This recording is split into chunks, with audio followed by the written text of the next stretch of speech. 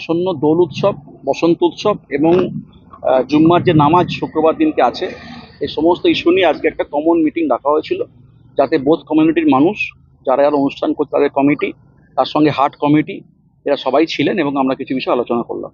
কি কি বিষয় উঠে এলো মূলত? কি কি একটা বিষয়ের নির্দেশ মধ্যে আপনারা সেটা দিলেন? আমরা কিছু ইনস্ট্রাকশনস দিলাম। তার মধ্যে একটা যেমন ট্রাফিকের অ্যাঙ্গেল থেকে বলা হলো আমরা নো এন্ট্রি কোথায় কোথায় করব, কোথায় নো পার্কিং করব, কোথায় কি প্রোগ্রাম হচ্ছে তার জন্য খবর রাখলাম।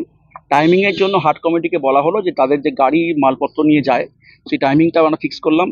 আর তার সঙ্গে আমরা যারা কমিটি এখানে দোলের জন্য কোনো প্রোগ্রাম করছেন, সেই দোলের প্রোগ্রামের জন্য আমরা কিন্তু তাদের বললাম যাদের যাদের অনুষ্ঠানে কোনো সমস্যা না হয়, নেশার জিনিস যাতে ইউজ করা না হয়, কোনো মহিলা অসম্মান যাতে না করা হয়, একই সঙ্গে ডিজি যাতে বাজানো না হয়, এই সমস্ত কিছু নিয়ে আলোচনা ওখানে বলা হলো এবং ওরা তা বললেন যে মেনে চলবেন। একটা বিষয় আমরা ভালো করে বলে দিলাম যে এবার যেহেতু আমাদের ফরেস্ট থেকে বলা হয়েছে যে আমরা ওই সোনাঝুরিতে রং খেলার জন্য রাখতে কোনো অনুষ্ঠান করতে দিচ্ছি না, তা আমরা ওদেরকে বললাম যে আমরাও করবো, অ্যানাউন্সমেন্ট করবো যাতে লোক বুঝতে পারে, সাধারণ লোক, যে আমরা সোনাঝুরিতে আপনারা আসুন, ব্যবসা কেনাকাটা করুন, কিন্তু রং খেলার জন্য আমাদের অন্য জায়গায় প্রোগ্রাম আছে, আপনার সোনাঝুরি রং খেলবেন না। স্যার, 14ই আসন্ন দোল উৎসব, বসন্ত উৎসব এবং